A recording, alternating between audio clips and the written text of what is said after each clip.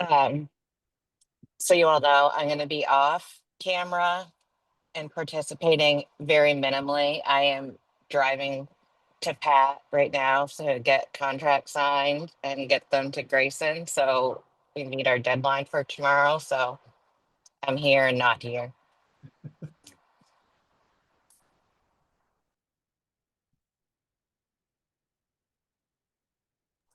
But with that, why don't everyone just start with introductions before I mute again? I will go first. Chastity Toole, Executive Director of Maine Recovery Council.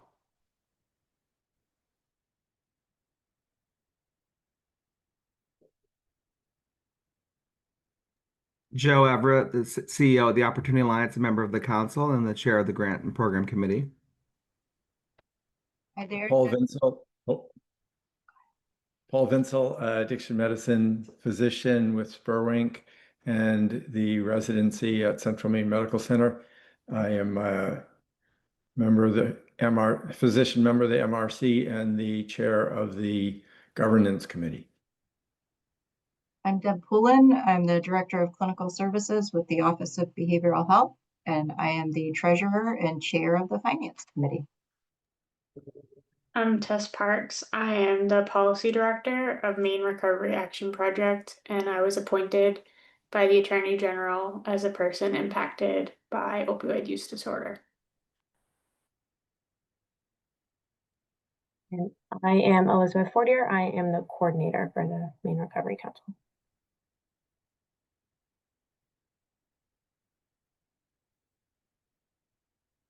I wonder if Grayson's on the phone with Pat right now. I am not, but I am emailing her. Okay. Let me turn my camera on. Hi there, my name's Grayson. I'm with the Attorney General's office, and I use they, them pronouns, and I think Pat should be here very soon. Very good.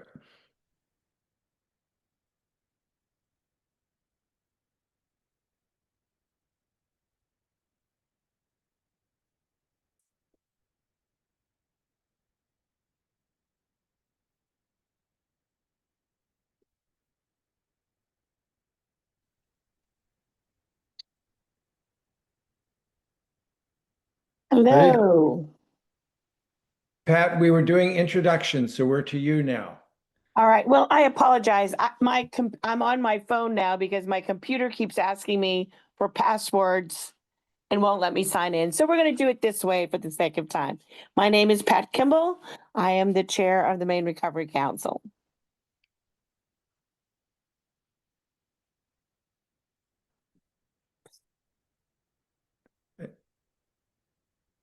Pat, we've all done our introductions.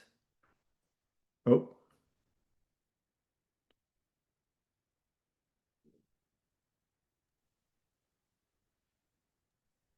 Can you hear me? Yes. Okay. All right. So I can't, for some reason, see all of you.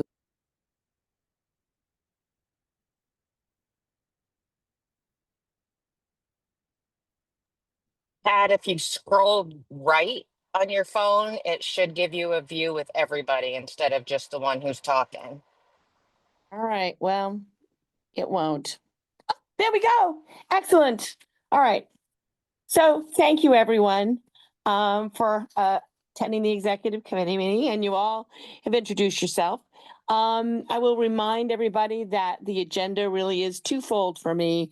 One is to discuss the RFP on the grant management, the contract management RFP, and I do have a request as the chair to discuss something with the executive committee about moving forward. I'm hoping that we're out of here in the hour that we've allocated and as we move forward.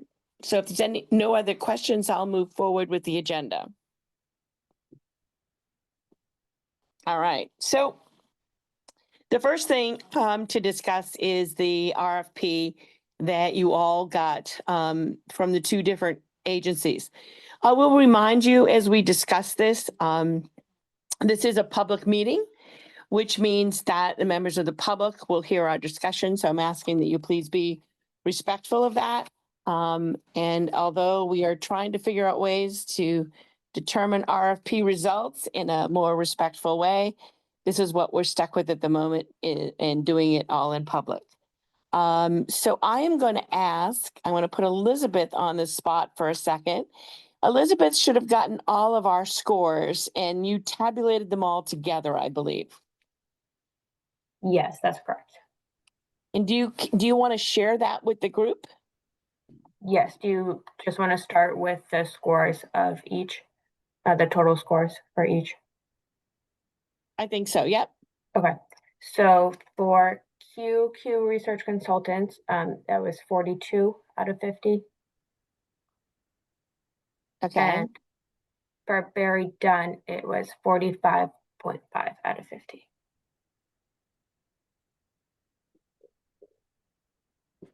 Okay, thank you. So, discussion on, you have the scores now, and you've all read them. Any discussion you would like to have before we, make a recommendation? I would like to have some discussion. I struggled with this. I have to start by saying I've never evaluated a grant application in my life, so this was all new to me. And I was pretty amazed at the difference in the two applications. And so I don't know if that's normal. But I had a very hard time kind of understanding what the difference was between them, and what each one would entail, what benefits they would give the MRC, and then what additional work the MRC would have to do with each one. It seemed that with one of them, members of the MRC would be doing a lot of work with assistance from the company, whereas the other, it looked like the company would almost take it over and we would have not as much work to do as individuals. Was I reading that correctly?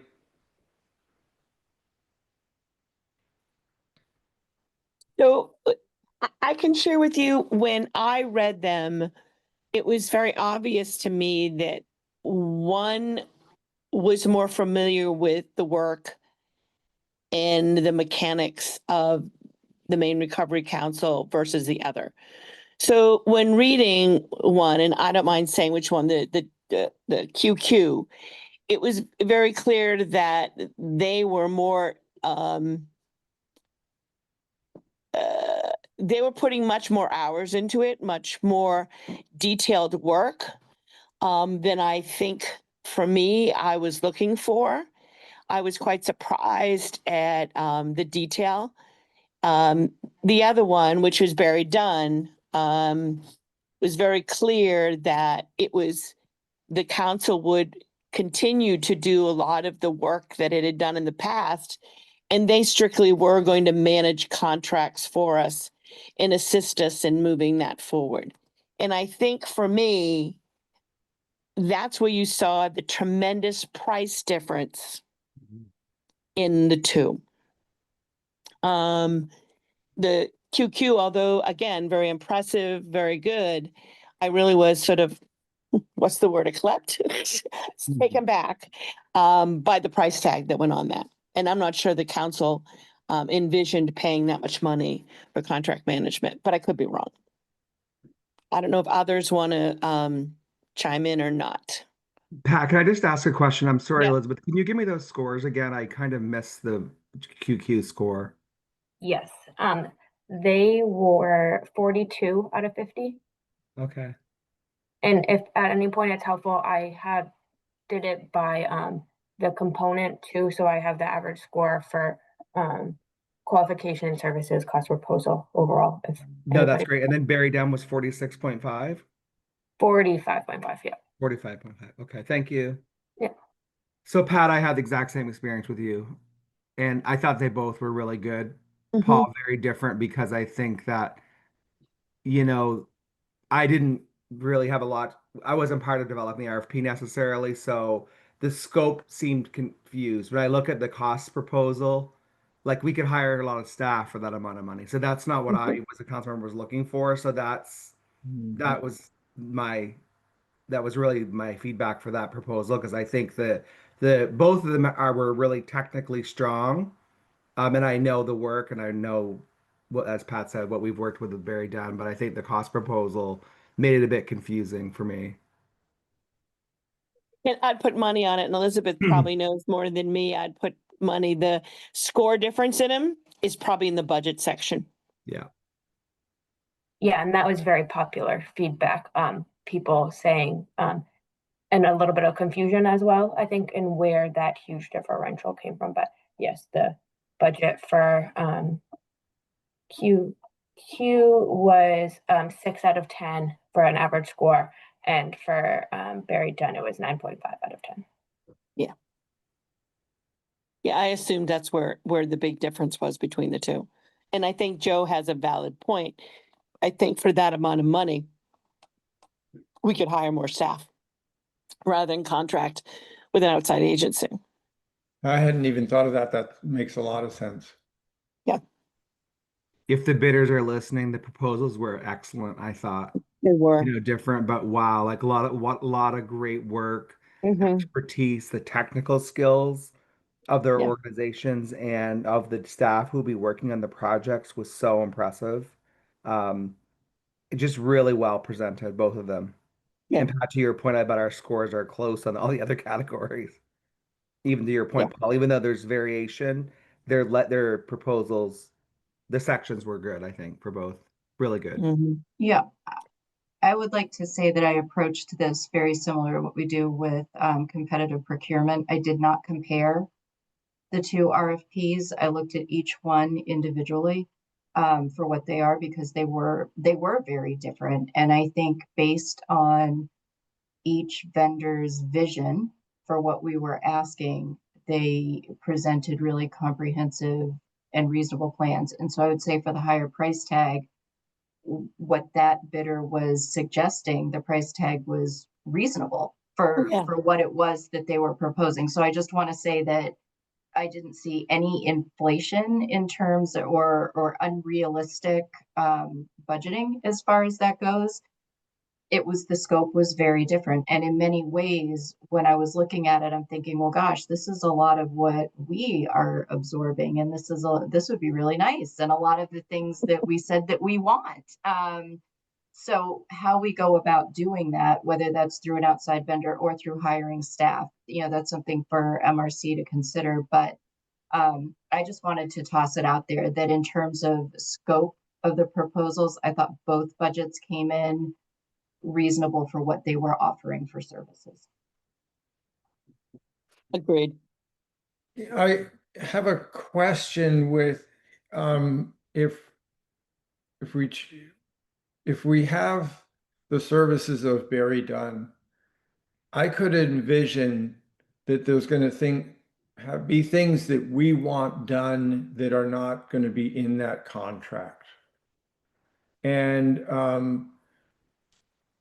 is it going to be is there going to be a way that we could have them do more work if we found it was needed? Or would that be a whole separate contract? I don't think it'd be a separate contract. It would have to be an amendment to the current contract. If we saw work that we needed done and believed that Barry Dunn could do it, well, we already had a contract and we could expand that contract. It's very likely we could do that.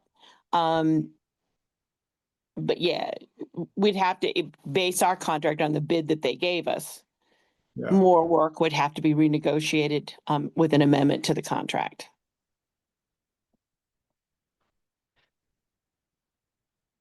Tess, any comment?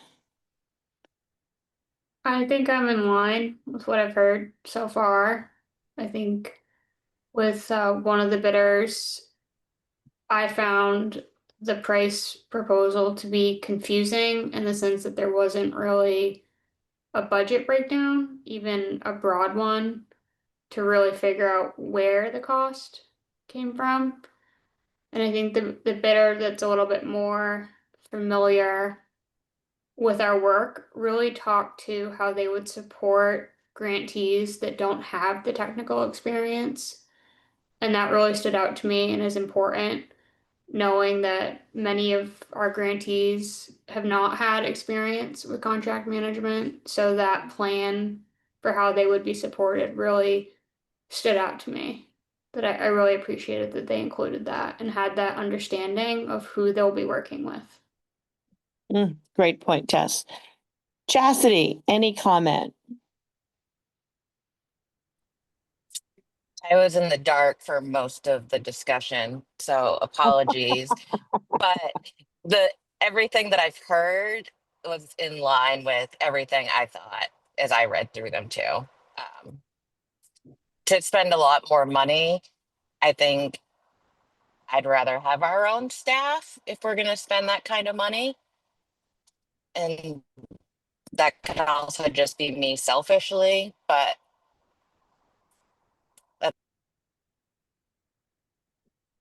All right, thank you. So I don't know if you're ready at this point to, if someone wants to make a motion for a recommendation to bring to the full council.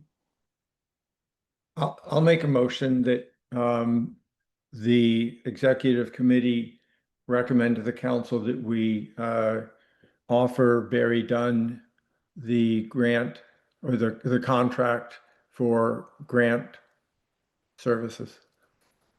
Thank you. Do I hear a second? Second. Thank you. And any further discussion? All right, if not, Grayson, can you call a roll for us? Yes, Pat Kimball, Yes. Tess Parks, Yes. Betsy, oh, is Betsy on? No. No, Betsy Deb couldn't Pullen, make it. Yes. Paul Vinsel, Yes. and Joe Everett. Yes. Thank you. All right, I thank you all for your time and effort with that, and we will reach out to both bidders. And again, also share with QQ that their proposal really was well put together. But I just think, as a discussion here, Barry Dunn really fit what we were looking for and was within the really what we were looking at price wise, what we had in our head to spend. So we will reach out. Chastity and I will figure out a way to reach out, unless they may be listening, I can't tell. We will reach out to them and thank them for their proposal, and then bring before the next meeting, which is in September, that we recommend that we open up a contract with Barry Dunn to start that process. Thank you. If no further discussion on that, I do have something that I want to bring forward. And what I'm trying to do right now is to get the feedback from this executive committee to see if I am on the right path with a recommendation for the full board. I would like to, in possibly October, have a meeting that was dedicated to strategic planning for the Maine Recovery Council. I maybe even extend the meeting up an hour earlier if possible, to really look at where we're going, what we're doing. It's really sometimes when I do my weekly calls with Chastity as the executive director, sometimes, it has to be hard for her because we really don't have goals and objectives as to what we expect to get done and when we want it done and what it looks like. I mean, we got through the first round of grants. We have a second round of grants coming up, and what will that look like? Will it be different? We haven't had those in-depth conversations about what our goals are. What does the future of our budget and how it looks forward? We don't have any goals or objectives, or even the executive director so that she has goals, so she knows whether she's doing the work the council wishes for her to do. So what I'd like to propose is that we do have like a half-day retreat and we hire an outside facilitator to first work with Chastity about getting the agenda set, what it looks like, hire an outside person to come in and really spend that time at that meeting focused on what are our goals, what do we hope to accomplish within the next 2 or 3 years. And I know that the council will changes, but and they can adjust those changes as the council changes. But right now, I think we sort of fly this airplane without any charts. I think it's time that we invest in making some charts for ourselves so we can measure our own goals, because we really don't know what they are. And I'm looking, when I bring this before people, before the full council, I'm running it past all of you first, because if all of you don't think it's a good idea, then I'll drop the idea. So I'm looking for feedback. Pat, I think it's critical. Yeah. And, I would add structure of the council. And I think there's a lot. I'm very concerned, and I've said this, and I don't want to, I know we're in public, in front of the Yeah. public, but just there's a lot of council members shifting off in a year. We're in very uncertain times. And I think the stronger we can make the council and get, things in order, it's just harder to undo. And I think I just we're living in very, very uncertain times. So I love the idea. I would just request adding like structure and, Mhm. independence and what that could look like. And because so many of us, and like you've been the chair the whole time, so that will be a huge change when there's a new chair. So great idea, like the half day idea. Yeah. Um, Thank you. And I also like the idea, Pat, of hiring someone to help us move this forward, someone who has done that before, and because I could foresee it just breaking down. And it's not fair to whatever, like, for instance, if I'm the chair and I'm facilitating, I don't get to be part of it because the facilitator really is the person that moves it forward. And so this way, and then, is the executive director, Chastity and Elizabeth, but again, we're all equally sitting at the table with somebody leading us and gathering that information. And I just think it'll cost a little bit of money, but I think we have it. And I think it's, for me, and that's why I'm looking for your feedback, I think it's worth the investment. Tess? Pat, thanks for bringing this up. I think it would be super beneficial and important given where we are in the world right now. Would there be any benefit to possibly doing this after the yearly annual meeting?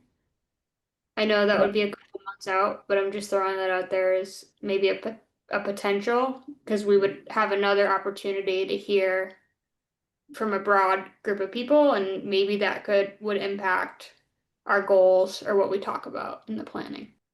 Yeah, Tess, I think that's a good point. I mean, we really have the public meeting coming up in the fall. We have a lot going. Plus the fact, if we hire a really good facilitator, we're probably going to have to go around their schedule somewhat. And they're not always really quickly available. This way it gives us some time to make sure that we hire someone who we can work with. But I think that's a valid point. Thanks. Deb? Yeah, I also think from a public facing perspective, it would be really nice if we were able to offer some form of a strategic plan because this is really important work and it would be really nice to help our communities know what it is that we envision for the MRC to help support the communities and also help them as they consider requesting funding from us.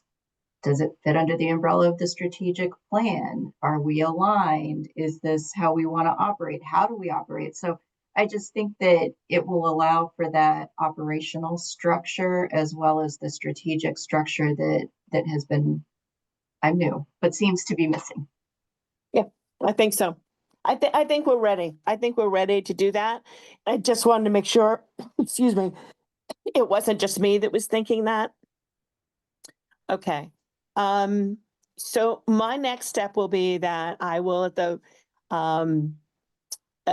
next meeting, part of my report, I will say that the executive committee discussed this, and that we're recommending that we hire, an outside facilitator to do a half-day retreat, to really do strategic planning, to do some look at our structure, and how we move forward. It won't be the be all, but I think it'll be at least the beginning, the foundation that we can move forward with. And I just think it gives us some time to do that. All right. Thank you for that feedback. I appreciate it. All right. Chastity, anything else as you driving with contracts in hand? Are you still there, Chastity? She's driving. She's hit a dark spot. Well, she said a dark spot. I'm meeting Chastity in Newport in an hour to go sign contracts. This is how we do business. So they have contracts are due, which is good news. Good news. Contracts are out. All right. I thank you for the feedback. I will bring it, and hopefully you'll give that feedback that we had today on that strategic planning to the full council. And we'll move forward with that. We have a contract for management services, which is a really good thing. And I think we are golden. If no other business to come before the executive committee, do I see anything? No, if no other business, I'm going to call this meeting adjourned. And thank you all for your patience with my lack of technology. Happy Labor Day weekend, everyone. I can't believe it's Labor Day. Oh, I can't either. All right. Packing up camp. Yeah. All have a good weekend. We'll see you Okay. soon. Thanks, Bye. Thank everyone. you. Bye-bye. Bye-bye.